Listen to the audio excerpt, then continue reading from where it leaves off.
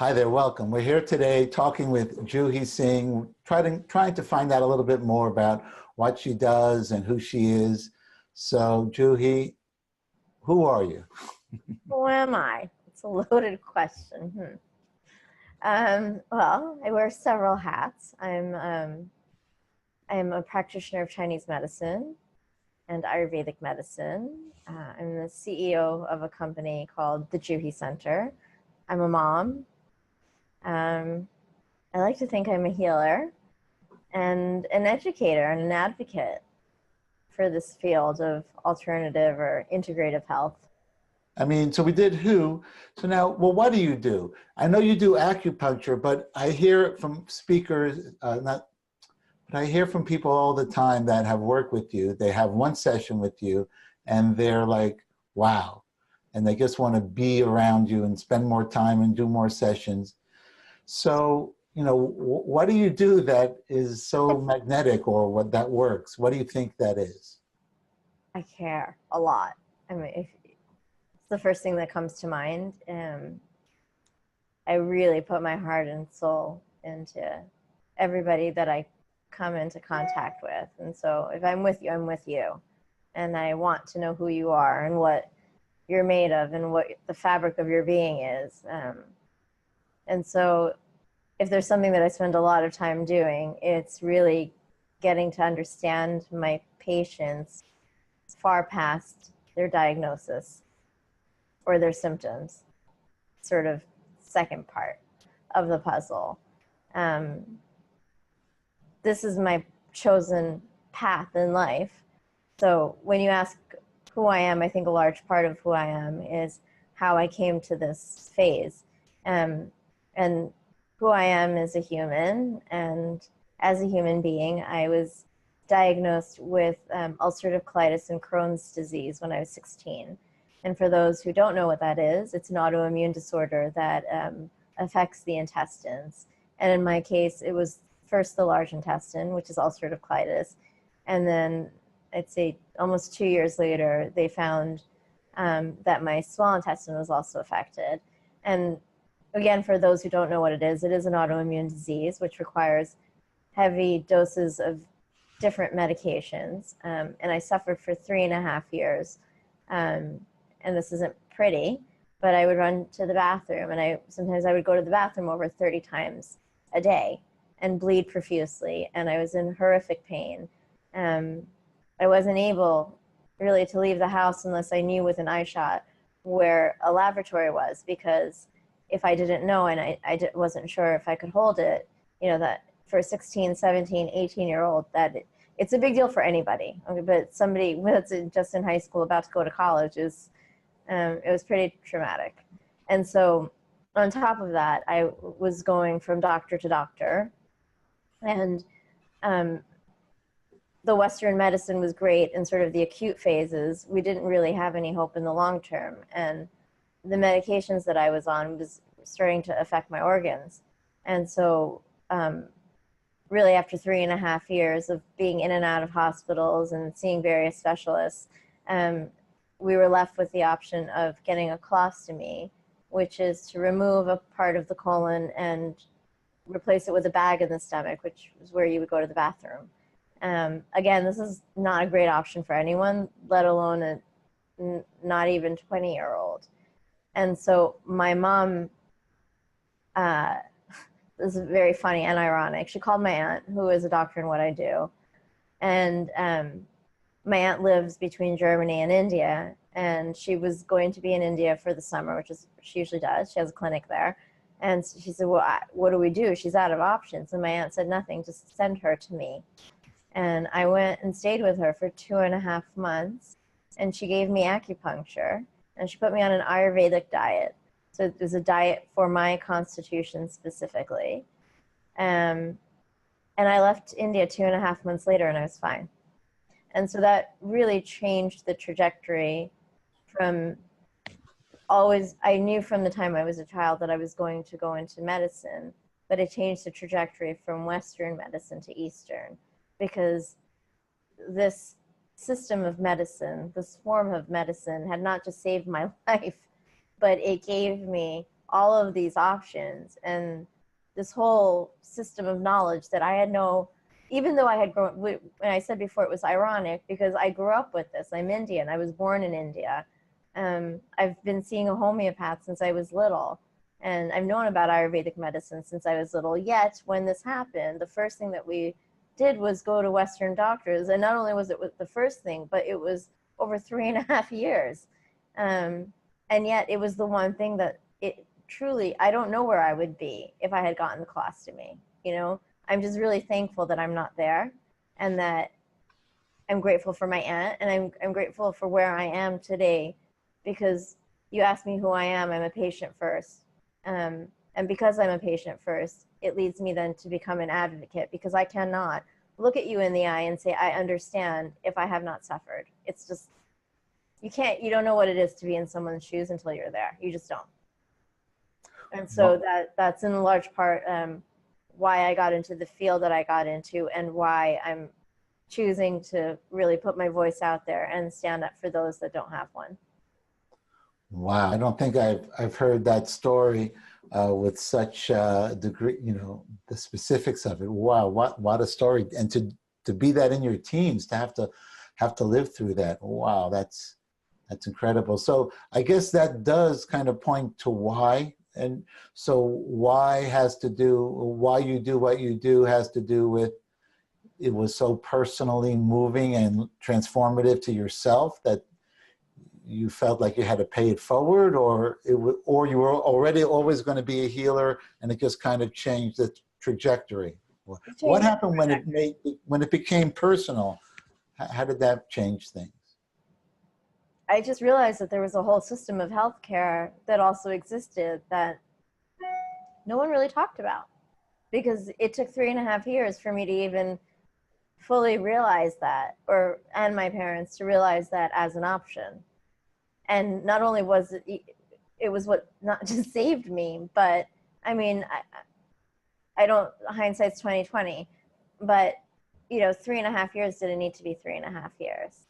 Right. Who knows? It could have been a lot quicker. Could have been longer. Who knows? But we know that now being in the field and practicing for over 13 years and seeing a host of patients for a host of reasons, that this is not something that you need to do as sort of your last line of defense like I did, but should be sort of thrown in that bag of, you take vitamins and supplements and you eat healthy, and there's all of this news on gluten-free and dairy-free and God knows what. I mean, there are these fads that come out every day. This is a science that has been around, one for over 7,000 years and one for over 5,000 years. So you've got to think there's got to be some validity in it.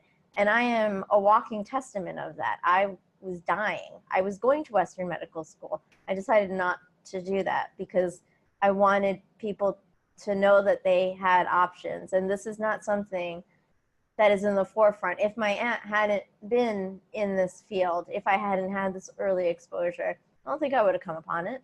I've had it with different healing crises in my family and with my kids, and it's unbelievable. A lot of times it's split-second decisions that don't happen, like not getting the colostomy bag. Is that the right term? I think so. Exactly. Not getting that or not going in that direction turned out to be such a pivotal thing, and then having your aunt as kind of a catalyst to introduce. I mean, honestly, if it wasn't for my aunt, I would have been a very different outcome. No, I get it. So explain for me and for our listeners. So it's a model of body type and what is called the 3 dosha. Did I pronounce it correctly? The 3 doshas, yeah. So in Ayurveda, which is the Indian system that Chinese medicine was actually built off of. So for example, many people haven't heard of Ayurveda, but they have heard of yoga. Yoga is one of the limbs of Ayurveda. They've perhaps heard of meditation. Meditation comes from Ayurveda. Perhaps people have heard about keeping the body alkaline versus acidic. That also stems from Ayurveda. So these teachings are very, very old. We're really starting to discover them more now. And I think that it's imperative that this is actually one science that to me explains everything. And so in Ayurveda, the belief is that everyone is comprised of these three doshas, and that is Vata, which is air, Pitta, which is fire, and Kapha, which is earth. And it is my belief, and the belief of several experts, many experts, that two of these doshas are generally out of whack and one is less. And the goal is to be tridosha, which is all doshas evenly spread out. That takes some work, usually, unless you're just genetically blessed and inherited this, and you're meditating in the Himalayas 24 hours a day. Right, but for most of us, we're not doing those things even an hour a day. Or like for me, just in my life, I need to get up, my kids go to school early, I need to get up before them, almost no matter when I go to sleep, because it's my only shot of kind of clearing my head for the day. And sometimes I do it in the middle of the day. It's not necessarily classic meditation, but it's part of balance. Another thing that I find fascinating over the years, over the decades now, I've recorded a lot of the top healers over the years. And that's definitely one of the themes that the healers that I kind of respect, and I felt that it resonated with what they were saying. And it has to do with, is it going to make you more alkaline or more acidic? And the more alkaline your body is, I just had 3 cups of coffee today because I didn't sleep well, so I'm not living that, and I'm not in the Himalayas meditating. But that's most of us, including myself. Okay, so in the real world, so that's right. That's what I find fascinating. So if you're meditating in the Himalayas, that's one thing. But so what's the strategy for the 3 dosha? Like, so what is it? Most people have a tendency to be one or the other? 2 are usually out of whack. That's what I find, and what several other specialists find, that there's usually 2 that are out of whack. And so you've got to figure out balance. And again, listen, I live my life. I'm not all the way on the left or all the way on the right. I sit in the middle. I am just giving you the information that you need to figure out how to live your happiest life, your best life, with perhaps some of the information you might not know in modern day society. So you can choose to do any of these things, but if you can implement just a few of them, I think it can make a drastic difference. And again, I have all of the tools available to me. And so if I could gift everybody with something, it would be a toolkit. And that is to figure out, if you're living this everyday life in Western, in modern society, what can you do to sort of recalibrate your system? And in the end, I think our end goal is to be healthy and to be happy, right? If there are really 2 things that you want, it's health and happiness. You can't buy your health, right? You can only do these things that will sort of help whatever it is that you have and prevent it from getting worse, and by way make you happier. And that is what I think we're all striving for. Right. I'm sorry. I think there's an expression like in sports, but I like sports metaphors sometimes. And it's like putting yourself in a position to win. Mm-hmm. So by kind of priming the pump. So what are certain things that people living in a modern day society with iPhones and toxins everywhere? I always try to have some, our whole idea is street level wisdom, street smart wisdom. So, what are some, not takeaways, but what are some themes that you end up telling people on a regular basis or sharing with people that resonate and seem to help people? Okay, so I live in New York City, and I used to say that sometimes I equate living in the city to, back in the day, the nervous system was built. If you had dangerous animals chasing you back in the day, not waking up every single morning and being accosted by a gazillion things. And I definitely attribute the rise in anxiety to a lot of it, to, you know, to this sort of being overwhelmed by our cell phones. If you think even 20 years ago, people would get up in the morning, do whatever they had to do, go to the bathroom, brush their teeth, take a shower, eat breakfast, spend some time with their family, then get to work and turn on their computers. That does not happen anymore. Most of the time, the first thing you do when you open your eyes is look at your cell phone. How on any planet, I don't care if, even if you are in the Himalayas, is that healthy? It's not. And the other thing that I think is a bit nutty is that there's no beginning or end to the cell phone, right? So this could carry on forever. Like a book has a beginning and an end. Movies have a beginning and an end. This podcast has a beginning and an end. That phone has no beginning and no end. And it's constant sensory overload because one thing takes you to the next thing, takes you to the next thing. And I think that, you know, some things like this need to be regulated. And especially when we're talking about the younger generation. You know, I've been treating people for quite some time now, and I'm seeing the rise of anxiety on those that are younger and younger. What do you think is causing? If you ask me, it has to do with this sort of sensory overload, and not having that time, that space. There's no longer a space that's naturally created. The phone is always, I was giving, I think at least during 3 or 4 treatments today alone, my patient had the phone right next to them on the bed, watching acupuncture. Yeah, this concept of multitasking, but that's like, come on. So I go to the gym, not enough, but when I go to the sauna, that's where it's my getaway. It's my getaway, and I have a good Exactly. shit. And then the last 2 times I was there, people brought cell phones into the sauna. Exactly. Yeah. I could not. And then the one guy was watching some YouTube podcast, something, and I'm like, "Excuse me, can you please turn it off?" He did, but you know, it got me thinking. I remember Michael Bloomberg years ago. He was the mayor in New York, and he started initiating these quality of life laws where you couldn't smoke in a cigarette. You couldn't smoke cigarettes in a restaurant. Exactly. So it's like, I think there's a new quality of life parameters need to change for the Europeans.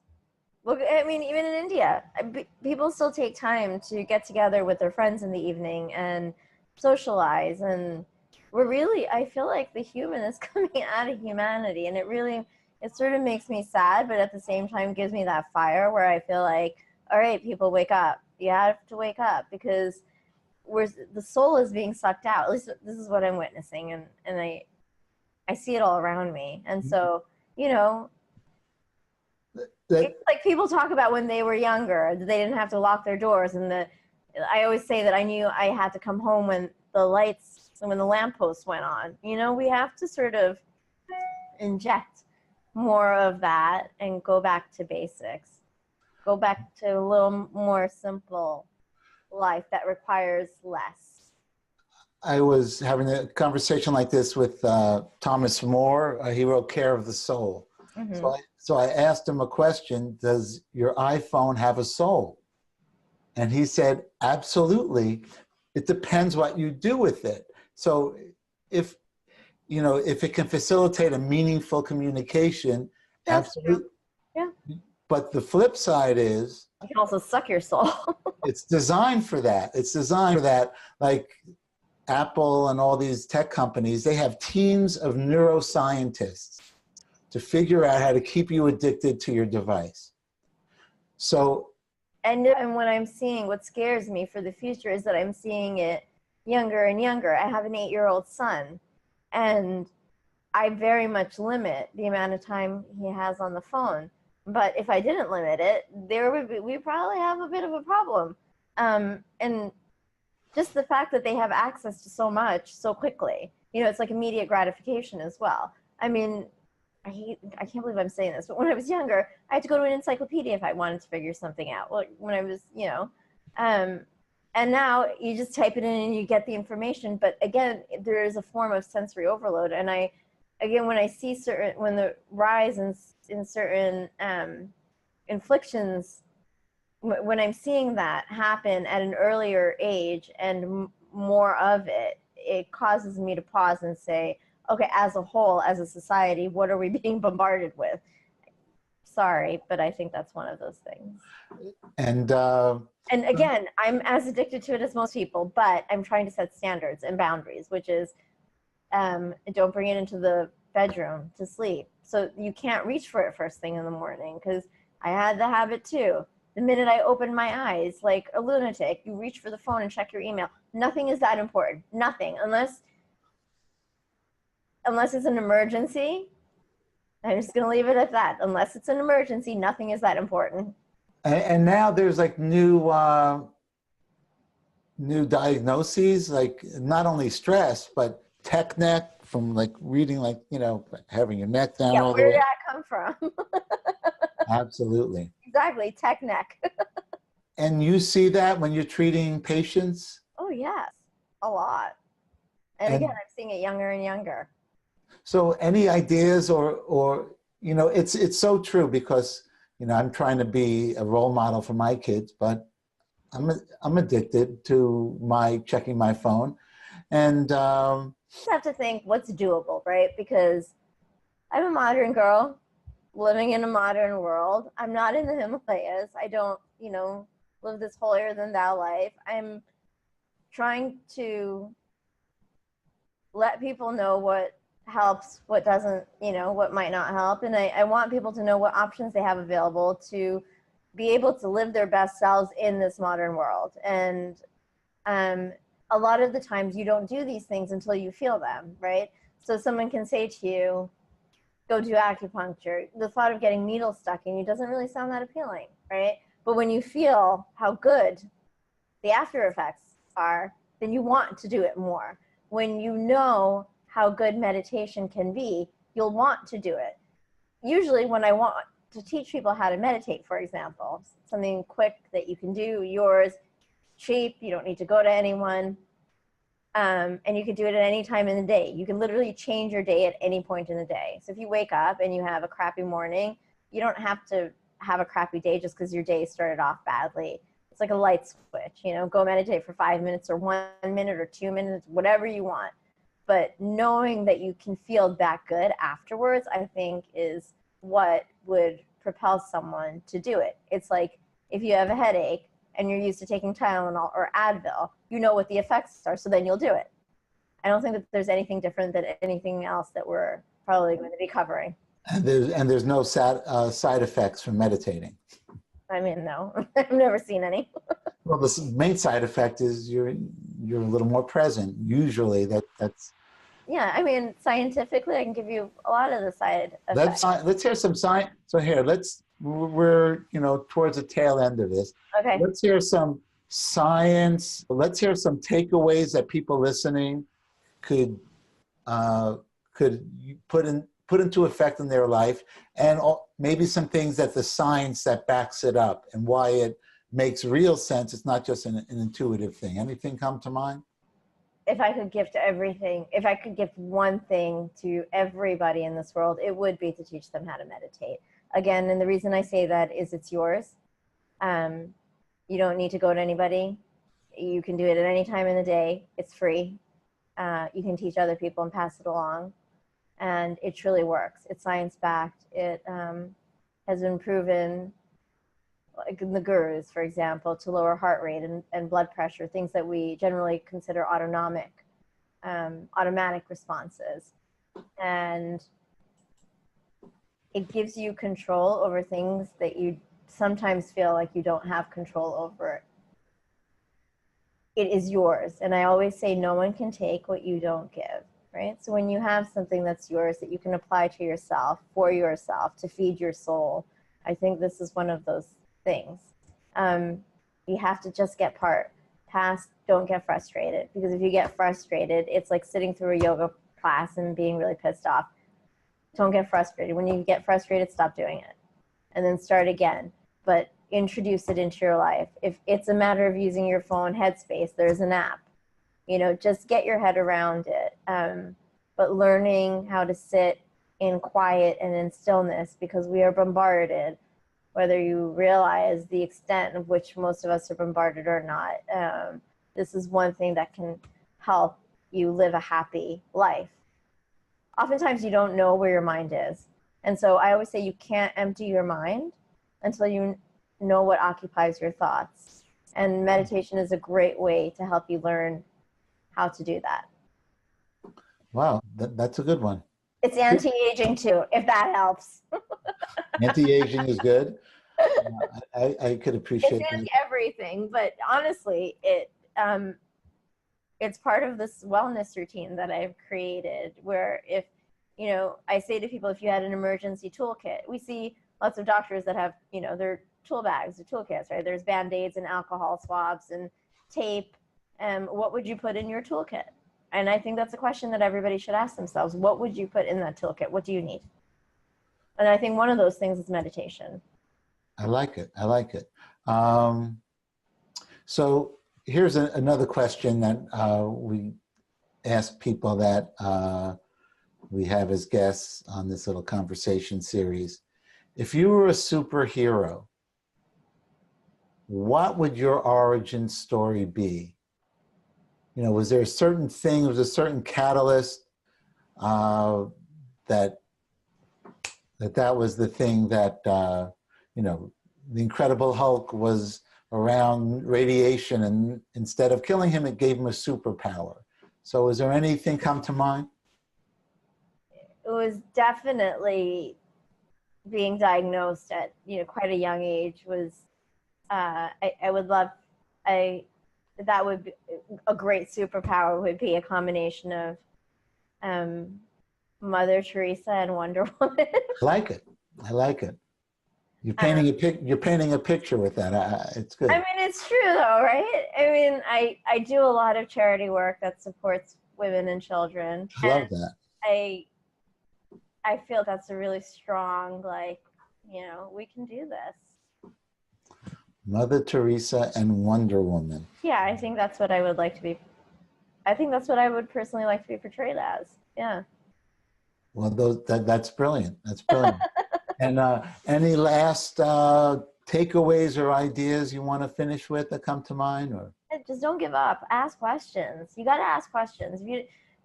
You have to really take your health, and it's sometimes disheartening, but yet good, because you're getting this advice. You got to ask questions and don't give up. You know, the worst place to know is to not have options. And I think once you know that there are options that are available to you, I'm a walking testament of it, not just once, but many times over, that you have options available to you and you have the right to live a happy life. You know, really quickly, I do work in Haiti, and I treat handicapped orphans in this orphanage, and I see a lot of happiness in that orphanage. You know, living a simple life and understanding what makes you happy is really, really important.